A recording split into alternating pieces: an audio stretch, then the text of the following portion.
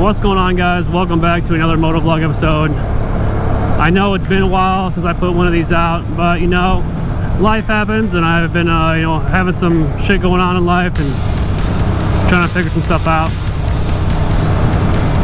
But you know, it's a nice day. It's like, I think it's, what is it, like, oh, 97 degrees out, or you know, 95 degrees out today, so it's actually pretty nice.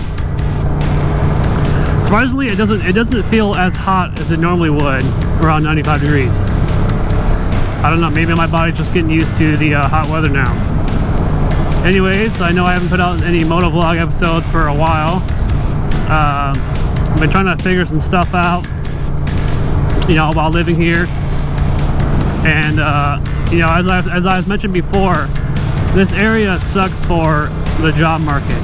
And pay-wise, you know, like, jobs don't pay for shit out here, and it's hard to even when places are saying that they're hiring, they still don't still won't hire you, which is weird.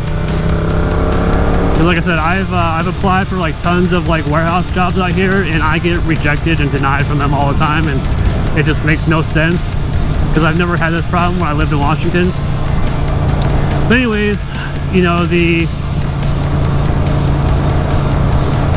so for like the last, like, I'd say almost 3 months ago, I decided I was going to try something a little different than my normal job. And I decided I was going to try to give well, one of the only jobs out here that actually starts off pretty high is a correctional officer at the prison. So I was thinking to myself, oh, you know, maybe I'll just give this job a try. You know, something different, something new. It's going to pay more money. So I decided to give it a try. I got the, you know, went through the interview and all that stuff, and they wanted to hire me. Went through the whole background check and everything else. Everything else was fine and cleared.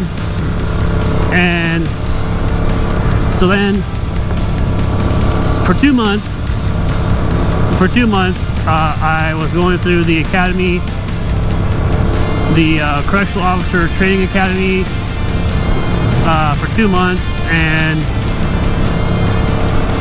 yeah, so that's kind of where I've been for like almost, you know, 2 months ago. And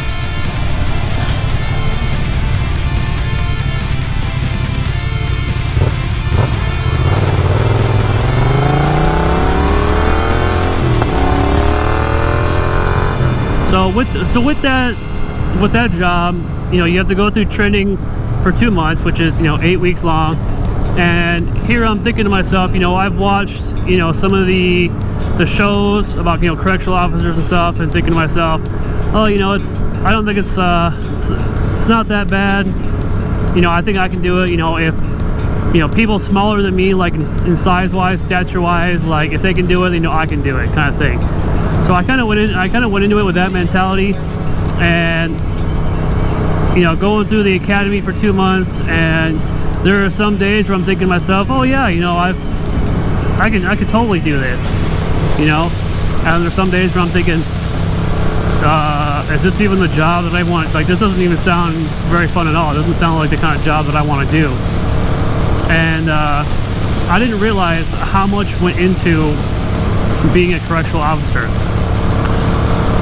Like, for one, I didn't even know that there was 8 weeks of training just to even be an officer. And so, like I said, going through the academy, and every day I'm thinking, is this a job that I really want to do? So I kind of stuck with it. I'm thinking to myself, you know, I'm going to stick with it. You know, the pay is really good. You know, how bad could it be, kind of thing.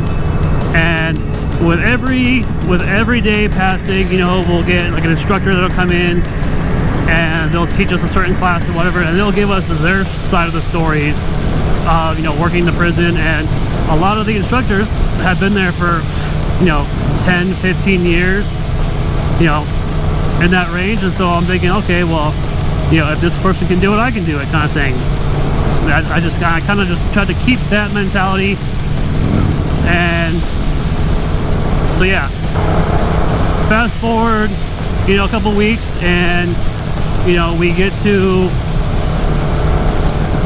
we were doing some on-the-job training kind of stuff. So we were actually in the prison, you know, not necessarily like interacting with inmates a whole bunch, but you know, being around them, kind of walking all the yards and stuff, and walking through the dorms, and kind of getting a feeling of how stuff runs and how things go on over there. And I'm thinking to myself, you know, like I'm not nervous. I wasn't nervous at all being in there or being around the inmates. It was more of like I felt okay being in there. And so like I said, we were going through the dorms and everything, giving us a tour of everything, and everything felt fine. Fast forward to, you know, weeks later, where we finished the, you know, we graduate, finished the academy, and that's what we do our first week of on-the-job training. And it's kind of the same thing as the other days, where, you know, we're going through the prison and whatnot, but this time we're actually interacting more with inmates, and we're actually doing, you know, certain things of like doing like inmate, you know, pat searches, doing some strip searches, going, you know, to the chow hall and whatnot, and going through medical, and going to like, you know, just all over through there and all that. But anyways, you know, a few days in, and we're going through, we go through into one of like the empty dorms where there's no inmates, and the officers were wanting to do some scenarios.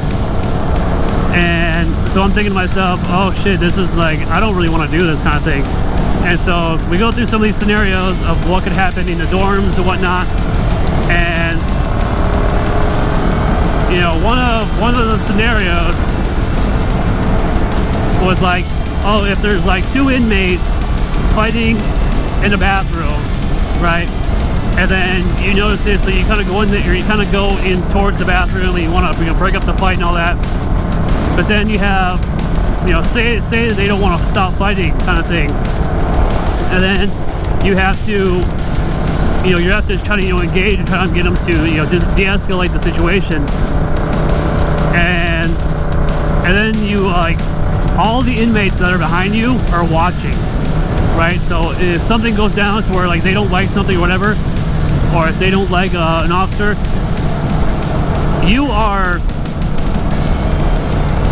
in a bathroom with two inmates fighting, and then behind you is 200 inmates because you're by yourself. And that itself right there is kind of more intimidating. Like, not being around them is just trying to de-escalate a fight or a scenario, whatever, and you're by yourself and you have 200 inmates behind you that could jump you at any time. So I'm thinking to myself, it's like, yeah, that was one of the scenarios where I'm thinking to myself, this is not the job for me. It's like, I'm not wanting to put my life on the line for inmates kind of thing. But, you know, like I said, I tried to stick with it, and, you know, because the pay, like I said, the pay was good, and I was gonna try to stick it out. And let's see what else was there.